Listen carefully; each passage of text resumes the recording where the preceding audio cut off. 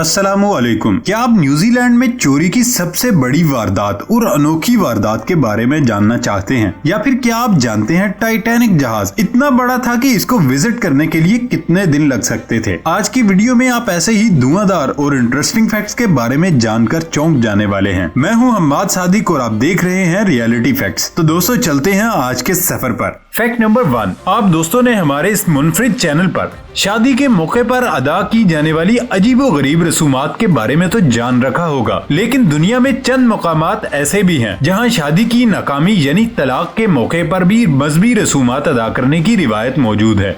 और यही नहीं बल्कि दुनिया के कई ममालिक में तो तलाक से मुताल्लिक अजीबोगरीब कवानीन भी मौजूद हैं। आज हम दिलचस्प मालूमात अपने चैनल के दोस्तों को उन मजहबी रसूमात और अजीबोगरीब कवानीन के बारे में बताते हैं। पहले बात करते हैं जापान में। जापान में एक ऐसा मंदिर वाक़ई है जो अपने ज़ायरीन को नाकाम शादी टॉयलेट में बहाने की पेशकश करता है। वस्ती जापान के सूबा गोनमा में मिंटो कोजी टेम्पल अज़दवाजी ताल्लुकात से छुटकारा हासिल करने वाले जोड़ों को एक कागज पर तमाम गिले शिकवे लिखने और तलाक की वजूहात बयान करने का मौका फराहम करता है, जिसे बाद में फ्लैश में बहा दिया जाता है। और इसी तरह जर्मनी के एक चर्च में तलाक पर मातम की रस्म होती है। ये सन 2000 की बात है, जब जर्मनी में एक पादरी मार्गोट कास्मेन ने मुल्क के तमाम गिरजाघरों में तलाक के मौके पर मातम की रस्म अदा करने की तजवीज पेश की, जिसके बाद उनकी तजवीज पर गिरजाघरों में तलाक के मौके पर बड़े पैमाने पर मातम की रस्म अदा की गई। इन तकरीबात में दोनों फरीकैन दोस्तों और रिश्तेदारों को अपनी शादी की नाकामी की वजूहात से आगाह करते हैं। क्या आप ऐसी अजीबो गरीब रसूमात के बारे में जानते थे? कमेंट बॉक्स में लाजमी बताएं और वीडियो को लाइक और हमारे चैनल को सब्सक्राइब करना मत भूलें। फैक्ट नंबर 2, आप शैम्पू के बारे में तो जानते ही होंगे और आप में से ज्यादा लोग तो इसे नहाते वक्त इस्तेमाल भी करते होंगे, लेकिन इसके बारे में जो फैक्ट हम आपको बताने जा रहे हैं वो आपने आज तक नहीं सुना होगा। फैक्ट ये है कि जो शैम्पू हम इस्तेमाल करते हैं, जिन बोतलों में होते हैं, वो हम इस्तेमाल करने के बाद जब खत्म हो जाती है फिर हम इनकी बोतलों को फेंक देते हैं। लेकिन इटली में एक कंपनी ने उन्हें शैम्पू की बोतलों को रिसाइकल करने का सोच लिया और दुकानों में एक मशीन लगा दी, जिसके नीचे वो शैम्पू की खाली बोतल करने से वो मशीन उसी बोतल को रिफिल कर देती है। इस तरह इन्होंने बोतलों को जाया होने से बचा लिया। दोस्तों, क्या आप चाहते हैं कि ये सिस्टम पाकिस्तान में भी आए या नहीं? हमें कमेंट बॉक्स में जरूर कमेंट करके बताएं। फैक्ट नंबर 3, जापान में फलों की कीमत ज्यादा होती है और फल समाजी दर्जे की भी अक्कासी करते हैं। जापानी लोग महंगा फल खरीदते हैं और ज्यादातर किसी को तोहफे देने के लिए खरीदते हैं। जापान की एक सुपरमार्केट के मालिक ने 30 अंगूरों का एक गुच्छा $11,000 में खरीदा, यानी इस गुच्छे का एक अंगूर $360 का है। ये अंगूर रूबी रोमन्स हैं। सुपरमार्केट के मालिक इन अंगूरों को सुपरमार्केट में रखेंगे और अपने ग्राहकों को सैंपल के तौर पर उनका मजा चखाएंगे। जापान में एक सेब $3, जबकि खरबूजे की कीमत भी नहायत कीमती वाइन के बराबर होती है। इसलिए जापान में फ्रूट काफी महंगे बिकते हैं। फैक्ट नंबर 4, न्यूजीलैंड में कोरोना वायरस के लॉकडाउन की वजह से मामूलाते जिंदगी बिल्कुल मुअत्तल है और इस दौरान इस तरह गाड़ियां चुराना बहुत आसान था। दरहकीकत ये इतना आसान था कि चोरों ने सिर्फ एक दिन में ये गाड़ियां नहीं चुराई, बल्कि वो 3 दिन तक ये वारदात करते रहे। मजबूरी तौर पर 3 दिनों में वो 97 गाड़ियां ले उड़े। न्यूजीलैंड कोरोना वायरस के बायस लगे गैर मामूली लॉकडाउन में चोरों का एक गिरोह वारदात के लिए निकला। न्यूजीलैंड के शहर ऑकलैंड में किराए पर गाड़ियां देने वाली जूसी नामी कंपनी के एक इहाते की बाड़ काटकर और गेट को कब्जों से अलहदा करके गाड़ियां निकालनी शुरू की। चोर कई दिनों तक जूसी के इहाते से गाड़ियां निकाल कर ले जाते रहे। जब ऑकलैंड की सड़कें बिल्कुल खाली पड़ी थी,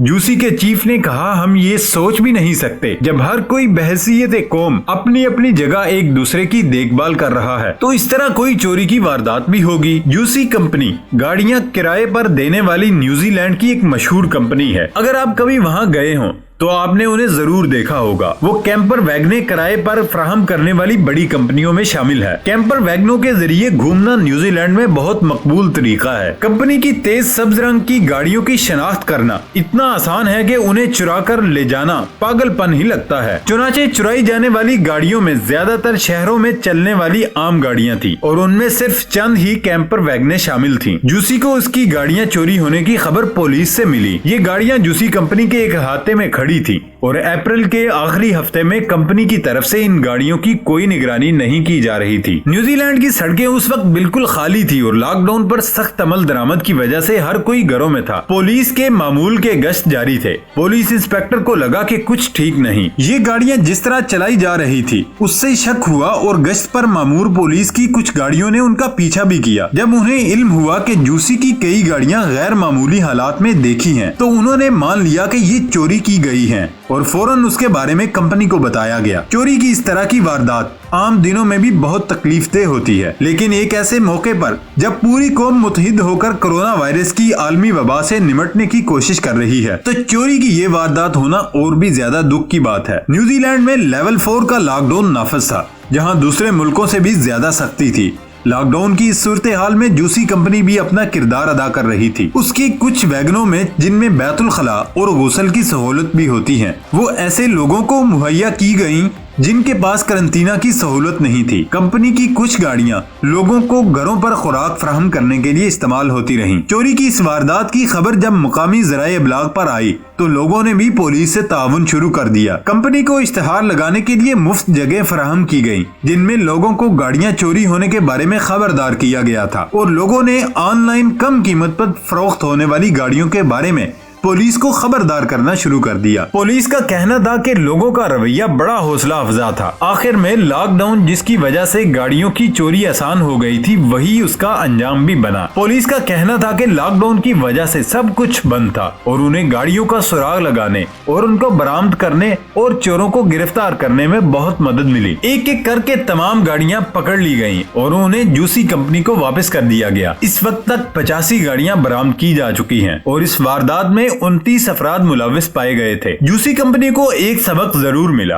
लेकिन उसकी गाड़ियां वापस आ गई हैं और कारोबार खुलने के साथ ही किराए पर दिए जाने के लिए दस्तयाब है। न्यूजीलैंड में जिस तरह लॉकडाउन पर अमल किया गया उस पर उसकी तारीफ भी की गई है और अब उसने बतदरीज लॉकडाउन में नरमी शुरू कर दी है। जूसी कंपनी के मालिक टिम एल्प ने कहा कि ये इंतहाई खराब सूरत हाल थी, लेकिन इसका मुस्बत पहलू ये था कि जिस तरह लोगों ने हमारा साथ दिया और पुलिस की कारकर्दगी तो बहुत उम्दा थी कि उसने तमाम चोरों को पकड़ लिया और तकरीबन सारी गाड़ियां बरामद कर ली थी। फैक्ट नंबर 5, अगर आपने सुपरमार्केट से फल खरीदा हो तो यकीनन आपने उस पर स्टिकर्स लगे देखे होंगे। आपको इल्म होगा ये बार कोड है जिसे कंप्यूटर के स्कैनर्स के आगे करने पर कीमत खुद बहुत नजर आ जाती है, लेकिन इसके अलावा भी इसका मुसरफ है। आइए आपको इसके बारे में बताते हैं। अगर ये बार कोड 3 या 4 से शुरू हो रहा हो और ये 4 अदाद पर मुश्तमिल हो तो ये फल मसनूई फर्टिलाइजर से हासिल किए गए हैं, और अगर ये स्टिकर 5 अदाद पर मुश्तमिल हो और पहला हिस्सा 9 हो तो ये ऑर्गेनिक यानी कुदरती तरीके से बनाई गई मसनूआत हैं। इनको बनाने में किसी भी किस्म के फर्टिलाइजर और अद्वियात का इस्तेमाल नहीं किया गया। ये सबसे ज्यादा मुफीद हैं और उन्हीं के इस्तेमाल को फोकियत देनी चाहिए। और GMO यानी जिनियाती तब्दीलियों वाले फलों के स्टिकर्स 5 अदाद पर मुश्तमिल होते हैं और ये 8 से शुरू होते हैं। फैक्ट नंबर 6, आप सभी टाइटैनिक जहाज के नाम से तो वाकिफ ही होंगे। इसकी लंबाई 882.9 फीट है और इसकी ऊंचाई 175 फीट है। इसकी चौड़ाई 92 फीट थी। ये जहाज अपने वक्त का सबसे ऊंचा जहाज माना जाता था। और क्या आप जानते ही हैं कि टाइटैनिक के क्रू मेंबर को इसको देखने में तकरीबन 2 हफ्ते लग जाते थे और इससे आप इसके रकबे का अंदाजा लगा सकते हैं। इसको बनाने में तकरीबन 26 महीने का टाइम लगा था और इसको बनाने में 3000 मजदूरों की खिदमत ली गई थी। ये दुनिया का सबसे बड़ा बहरी जहाज आइसबर्ग से टकराकर तबाह हो गया था। फैक्ट नंबर 7, दोस्तों आप कोका कोला को तो पीते ही होंगे। ऐसा नहीं हो सकता कि कोका कोला हो और उसको कोई पीने वाला ना हो। इस ब्रांड के बारे में फैक्ट ये है कि कोका कोला एक ऐसा वाहिद ब्रांड है जो कि चांद पर भी पिया जाता है। जी हाँ, बिल्कुल आपने सही सुना, कोका कोला ही वो ब्रांड है जो कि चांद पर भी पिया जाता है। फैक्ट नंबर 8, इस फैक्ट को शुरू करने से पहले दोस्तों हमारी वीडियो को लाइक और चैनल को सब्सक्राइब करना मत भूले। आप ये तो जानते ही हैं कि भेड़िया एक वाइल्ड यानी खतरनाक जानवर है। ये तो हम जानते ही हैं कि ये हमेशा झुंड में रहते हैं, लेकिन क्या आप ये जानते हैं कि इनके हर झुंड का अलग-अलग सरदार भी होता है और अगर उनके झुंड में से किसी भी भेड़िए की मौत हो जाती है यानी कोई भेड़िया मर जाता है तो उसका झुंड अलग हो जाता है। जाता है और इस जगह पर बार बार जाते रहते हैं, यानी जहाँ पर भेड़िए की मौत हुई थी वहाँ ये जाते हैं और इसी तरह फिर सब एक दिन वापस झुंड की शक्ल में रहने लगते हैं जैसे मौत से पहले रहते थे और उनकी जिंदगी फिर से नॉर्मल हो जाती है। दोस्तों, क्या आप भेड़ियों के बारे में इन बातों से वाकिफ थे या नहीं? हमें कमेंट बॉक्स में कमेंट करके जरूर बताइएगा। दोस्तों, ये था हमारा आज का सफर। वीडियो को लाइक करें और चैनल को सब्सक्राइब करें। कमेंट सेक्शन में अपना फीडबैक भी दें। नई वीडियो के आने तक इजाजत दें। अल्लाह हाफिज।